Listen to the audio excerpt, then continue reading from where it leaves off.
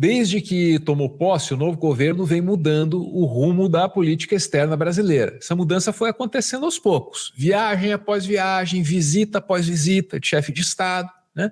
E agora, cara, a gente está num ponto em que essas mudanças se consolidaram, são visíveis. E no momento em que essas mudanças se tornam visíveis, elas causam um choque. O choque está vindo aí, você está sentindo, né? A partir do momento que você cria a narrativa que ele é demônio, a partir daí você começa a jogar todo mundo contra ele.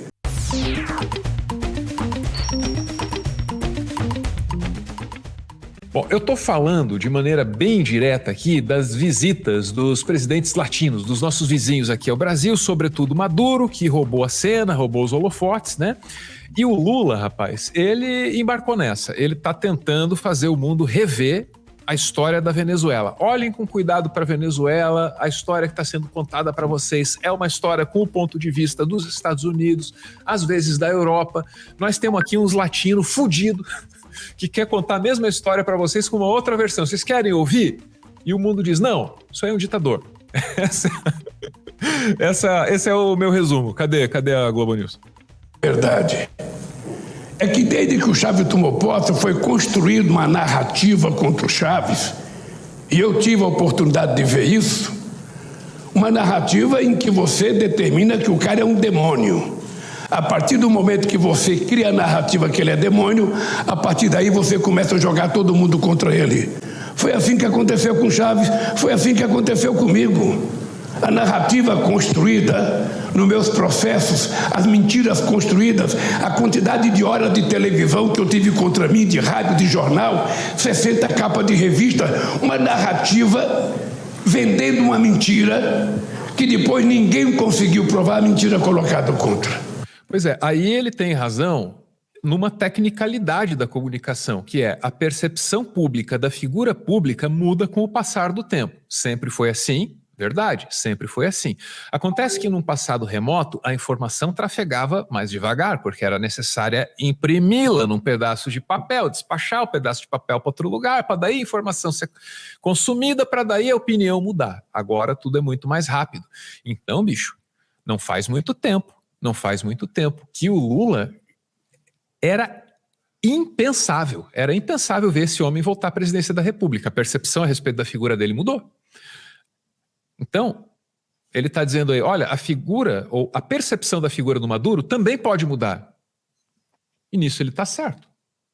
Poder pode. Então o que eu disse para o Maduro é que existe uma narrativa no mundo de que na Venezuela não tem democracia e que ele cometeu erros. Eu disse para ele que é da obrigação dele construir a narrativa dele, sabe, com os fatos verdadeiros.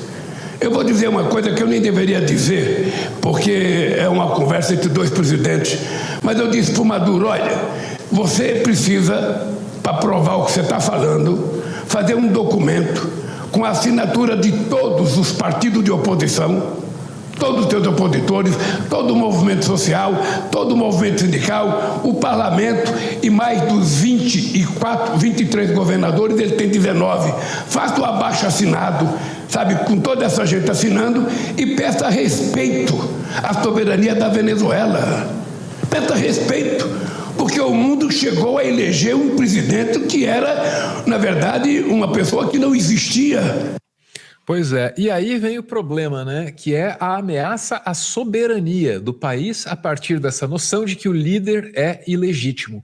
A Venezuela é um exemplo levado às últimas consequências, né? A liderança do Maduro é ilegítima, aparece aquele tal de Guaidó, essas potências reconhecem o Guaidó como líder legítimo e, nesse ponto, quando o Lula traz o Maduro para dentro do Brasil, pessoal, tem gente que diz, como assim o Maduro? Por que não o Guaidó? Que é o presidente de verdade, embora não mande em nada, embora não execute orçamento, embora não tenha acesso ao dinheiro do contribuinte venezuelano, né? Então, essa é uma questão na qual a gente precisa pensar com muito cuidado, né? Será que o questionamento das nossas liberdades individuais, questionamento feito por terceiros, de outras nacionalidades, será que esse questionamento ele não é tão desinteressado assim? Será que quem questiona a liberdade do venezuelano está interessado em outra coisa, para além da liberdade do venezuelano? Essas são questões que a gente tem que pôr na mesa e tem que desconfiar, né? Às vezes quem quer o bem do venezuelano é só o venezuelano mesmo, vai saber, né? E aí, cara, no Brasil tá repercutindo desse jeito, já mostrei o editorial do Estadão, ó.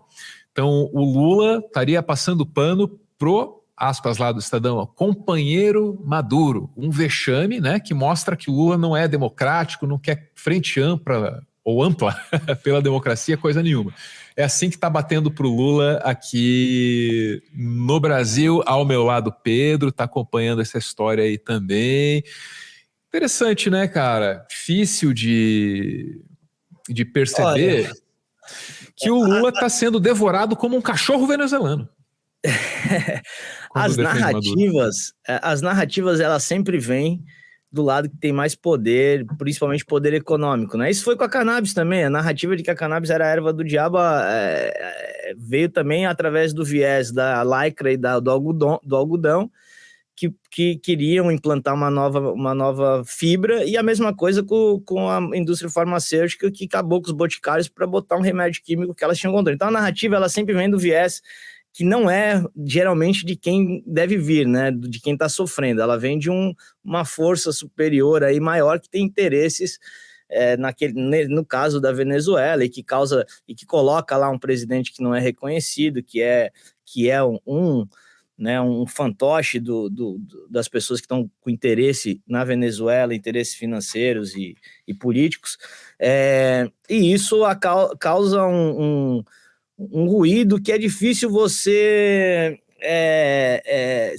tentar resolver, como o Lula está tentando resolver. Eu acho que o Lula é um grande homem diplomático, né, velho? Ele mostra, no momento que ele não se envolve com a guerra da Ucrânia e da Rússia, e fala, nós temos uma guerra no nosso país que é a fome, e nós não vamos se envolver, mostra o quão maduro ele é para poder decidir o que é melhor para o país dele, né? Nós não vamos entrar num jogo que a Europa ou os Estados Unidos querem, ou que a China, ou que a Rússia quer, porque não é da nossa conta, sabe? A gente tem mais problemas aqui para resolver, e isso acaba incomodando também esse establishment nacional, aí, essa internacional, que gostaria que ele tomasse uma postura. Então, eu acredito que é uma postura que vai tomar porrada, mas que é uma postura que mostra, olha, nós aqui temos, no mundo fragilizado como está, cheio de guerra, pós-pandemia,